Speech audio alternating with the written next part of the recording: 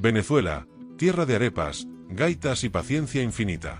Y al centro del escenario, con su bigote de telenovela setentera y su eterno libreto de conspiraciones, Nicolás Maduro. Dicen que la política es el arte de lo posible, pero en Miraflores se convirtió en el arte de lo impresentable. Pero antes, suscríbete si quieres una Venezuela libre de dictadores y corruptos. Continuemos.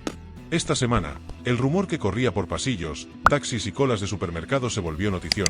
Estados Unidos confiscó más de $700 millones en bienes vinculados a Maduro, el mismo que se dice obrero, austero, antiimperialista, pero que, curiosamente, tenía el gusto afinadito para las mansiones en Florida, la casa de descanso en República Dominicana, los aviones que ni aerolínea y una granja de caballos para que el proceso trotase con clase.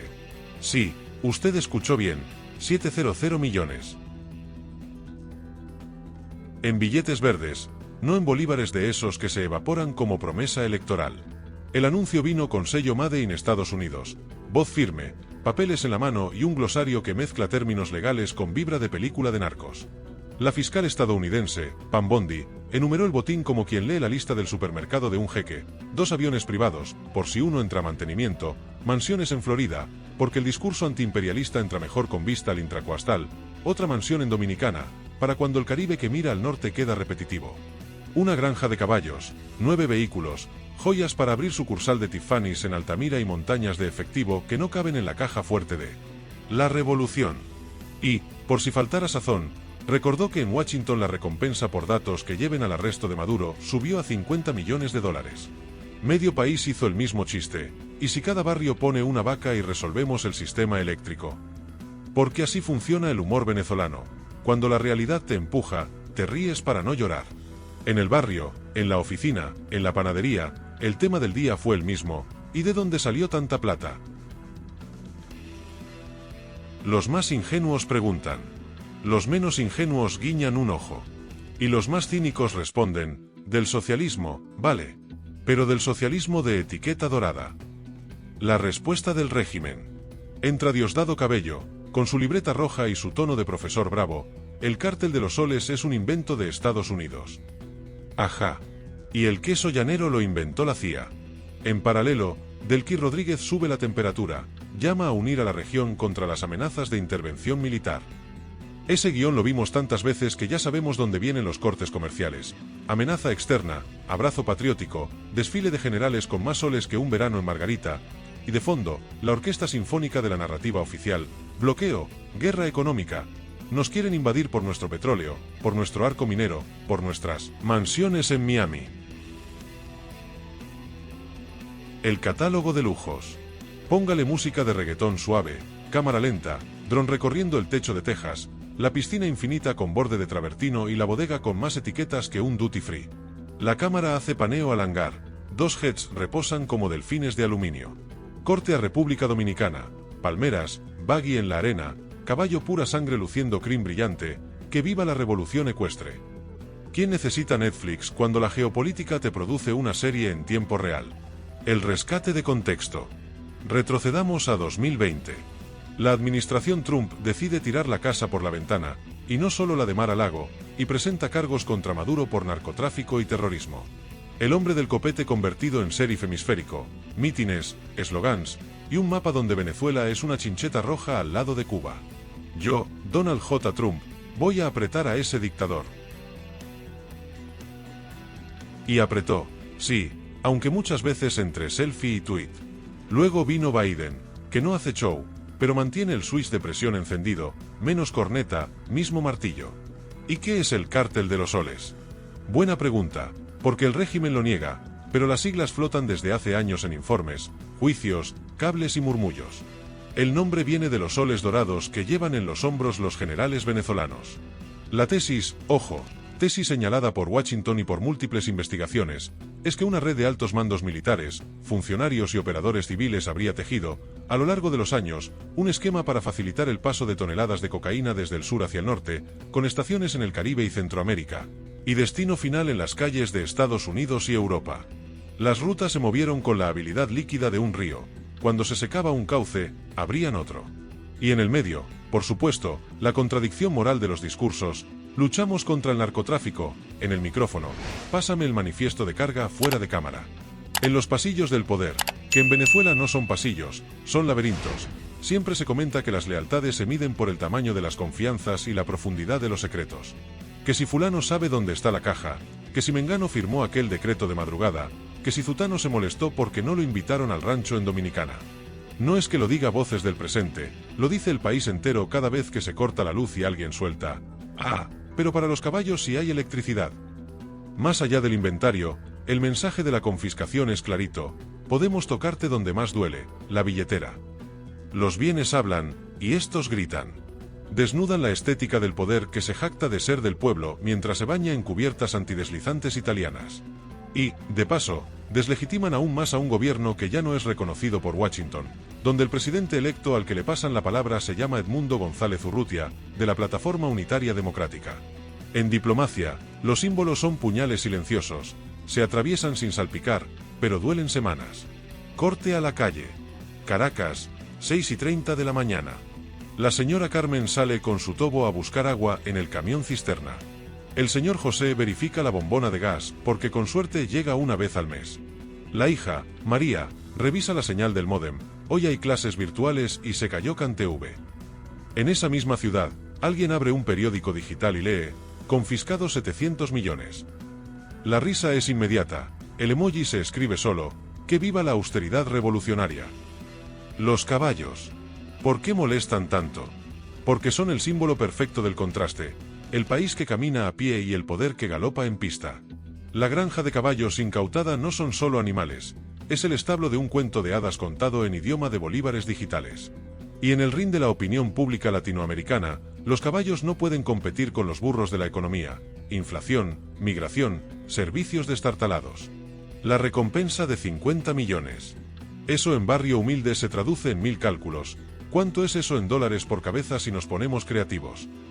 Tranquilos, la justicia no funciona a punta de vaquita colectiva, pero el chiste corre como pólvora. Y claro que corre. La broma es la única moneda que todavía no se devaluó. ¿Y qué dice la oposición? Aquí es donde muchos esperan la épica, la foto con banderas ondeando, el discurso de cierre de temporada. Pero la política venezolana aprendió a fuerza de golpes que la épica sin logística es poesía, y que los discursos no reemplazan a los centavos. Edmundo González Urrutia se vuelve figura en Washington y en otras capitales, mientras en Caracas la gente quiere una cosa muy simple: que vuelva la normalidad, esa palabra que ya suena exótica. Trump, Milei y compañía, pullitas para todos. Permítanme el gusto, que aquí no se salva nadie. Trump, con su estilo de showman, convirtió el tema venezolano en un cameo recurrente. A veces parecía que iba a anunciar un embargo y terminaba presumiendo encuestas, otras, al revés. Pero hay que admitir que en el capítulo de golpear a la cleptocracia, el hombre sí apretó tuberías.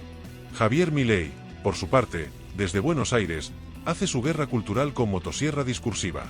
A veces, en su prisa por denunciar tiranos, se olvida de que los venezolanos estamos cansados de que nos usen de ejemplo en charlas TED de economía: menos metáforas, más soluciones concretas, y si puede mandar un par de plantas eléctricas, nadie se ofende.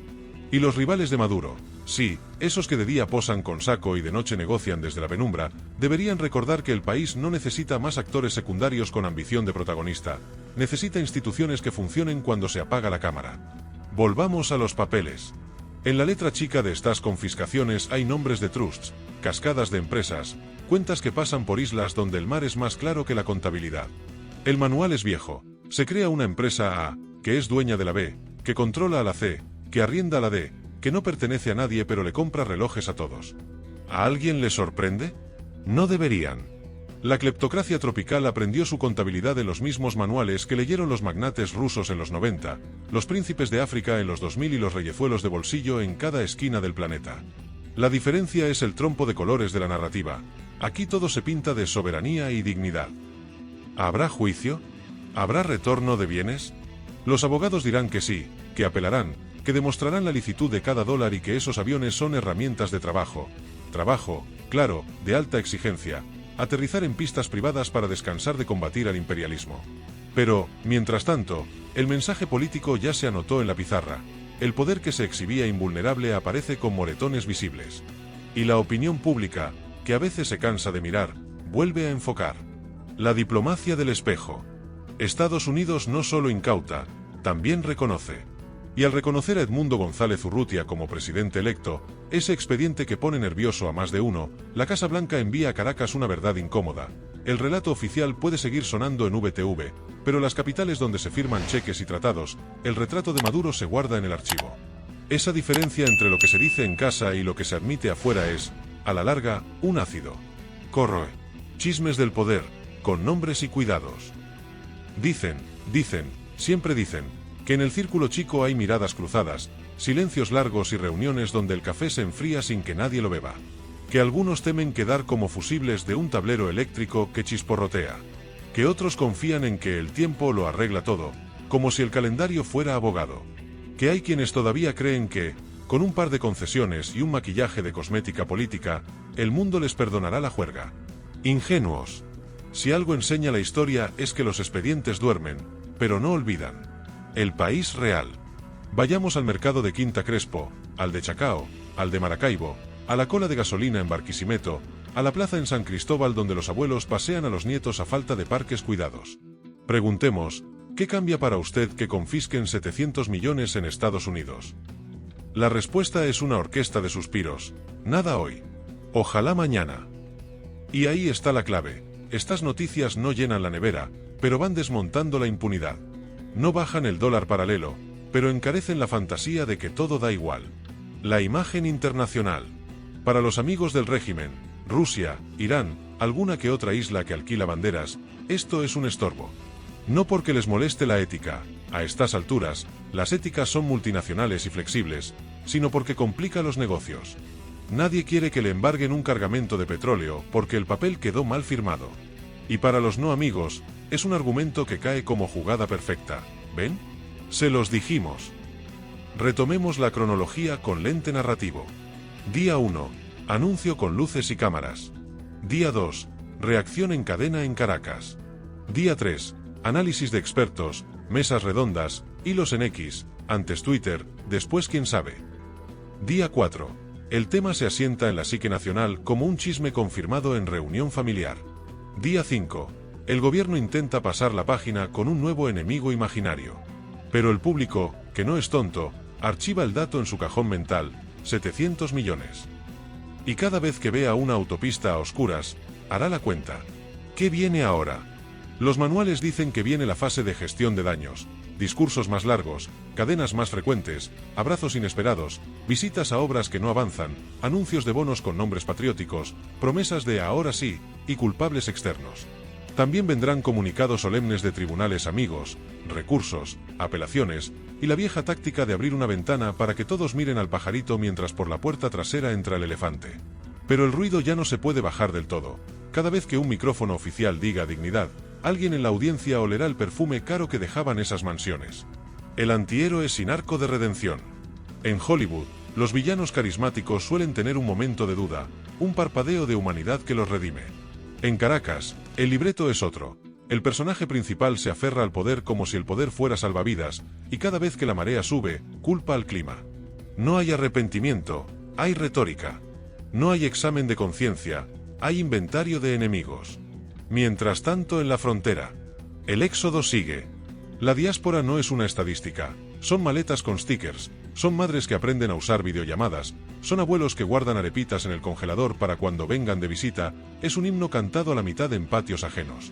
Cada anuncio como este, 700 millones por aquí, 50 millones de recompensa por allá, les confirma a los que se fueron que, por ahora, tomaron la decisión menos mala. Y a los que se quedan, les da una mezcla de rabia y esperanza dura. Si tocan su dinero, quizá algún día toque la justicia. El RIN hemisférico. América Latina mira con una mezcla de familiaridad y cansancio. Hemos visto esta película en distintos idiomas. Dictadores de uniforme, de guayabera, de traje caro, izquierdas pidiendo paciencia eterna y derechas prometiendo milagros de quita y pon. Por eso, cuando Milei vocifera y Trump truena, el público latino levanta ceja, muchachos, menos stand-up, más ingeniería institucional.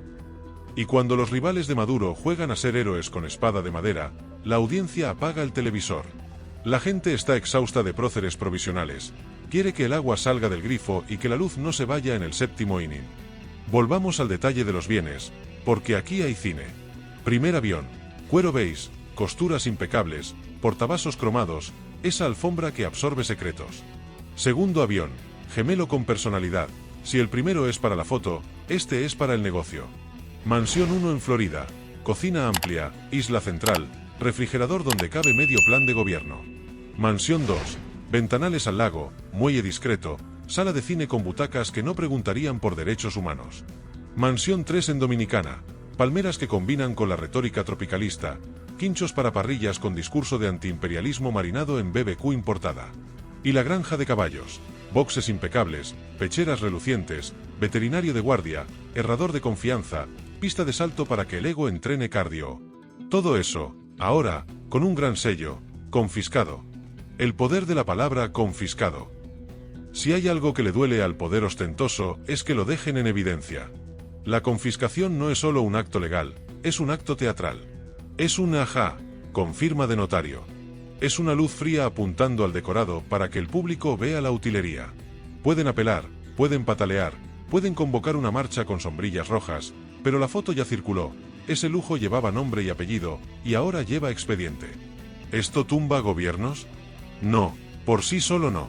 Pero cambia correlaciones. Los aliados oportunistas miran el reloj y miden su permanencia. Los indiferentes hacen cálculos y empiezan a hablar más bajo. Los leales de siempre suben el volumen, aunque por dentro hagan cuentas de pasaje. En el tablero, el rey sigue sentado, pero algunas torres piensan en jubilación anticipada y más de un alfil comenzó a practicar discurso de ruptura responsable. En Miraflores, la sala de crisis. Imaginen la escena, mapa del continente, cuadros con fotos históricas, un aire acondicionando tosiendo y un comité mirando pantallas. Un asesor propone denunciar complot continental, otro sugiere invitar a observadores amigos, un tercero propone una cumbre de solidaridad con transmisión simultánea. Alguien, en voz baja, pregunta por el tema de los caballos, ¿y eso cómo lo explicamos? Silencio. La oración que se volvió trending, que les confisquen el poder. La frase no es mía, es del pueblo, de ese sentido común que florece incluso en los suelos más duros. Porque sí, que se lleven mansiones suena a justicia poética, pero el verdadero botín a recuperar es la institucionalidad. Sin eso, mañana habrá nuevos caballos con nuevas iniciales. Apuntes de Backstay. En los medios públicos, el director de piso recibe nuevas órdenes, más tomas de fábricas, más obreros con casco blanco, más sol del mediodía reflejando en cascos de operadoras petroleras, menos close-up a ministros con relojes curiosos. En los canales privados, el editor jefe recuerda que no hay que emocionarse, cuidado con los adjetivos, señores, que las querellas duelen. En redes, los memes, un jet con bigote, un caballo con boina, una mansión con logo de VTV. Humor, bendito humor. El doble estándar que indigna. A ningún venezolano le molesta el lujo de verdad, el que se paga con trabajo y talento. Lo que indigna es la prosperidad de tarjeta oficial, esa que no pasa por las cajas registradoras del esfuerzo sino por los atajos del poder. Por eso esta noticia pega, porque confirma el olfato colectivo. Ese olfato que huele gasolina aguada, pan de bolsa bachaqueada y discurso rancio que expira antes de abrirlo. El capítulo internacional continúa. Habrá que ver cómo se mueven OFAC, Departamento de Justicia y demás siglas. Habrá que leer los documentos, los aburridos, los que hacen historia, y ver qué más sale de esos papeles que duermen en gavetas con clave. Lo único seguro es que ya no estamos en el plano de los rumores sucios de café, estamos en el plano de las medidas concretas. Y eso, para una élite acostumbrada a que todo sea negociable, es una alarma. ¿Qué puede hacer la ciudadanía? Además de sobrevivir, que no es poco, puede recordar. Porque la memoria es la póliza de seguro de las repúblicas. Recordar nombres, fechas, montos. Recordar discursos, contradicciones, cambios de libreto. Recordar que, cuando confiscaron 700 millones, la respuesta fue negar el cártel de los soles y gritar amenaza de invasión. Recordar que, al mismo tiempo, Estados Unidos saludaba a Edmundo González Urrutia y le decía, usted es el presidente electo. Cierre emocional, sin violines falsos. Este no es un final feliz, es un punto y seguido. Falta justicia en casa, falta verdad, falta reparación. Pero por algún lado se empieza, y a veces la historia avanza con pasos de contable, incautación por aquí, sanción por allá, reconocimiento diplomático acullá. El país, mientras tanto, respira, se levanta, cocina con lo que hay, reza a su manera, canta un polo margariteño en voz baja, llama a los suyos en el exterior y se promete, con obstinación terna, que algún día volverá lo normal. Epílogo con sarcasmo mínimo, por respeto al dolor. Si de verdad le doliera al poder lo que le duele al pueblo, no haría falta que una fiscal en Washington nos recordara cuántos ceros entran en una confiscación. Pero como duele más el bolsillo que la patria, aquí estamos, celebrando una noticia externa como si fuera interna, y pidiendo, con voz firme pero sin gritos, que el próximo titular no sea confiscan bienes, sino recuperan instituciones.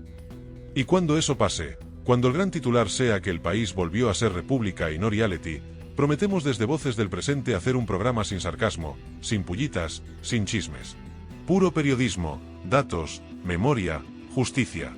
Pero hasta que ese día llegue, seguiremos aquí, con la ironía afilada y la esperanza tercamente encendida, narrando cada capítulo de esta historia que se niega a terminar.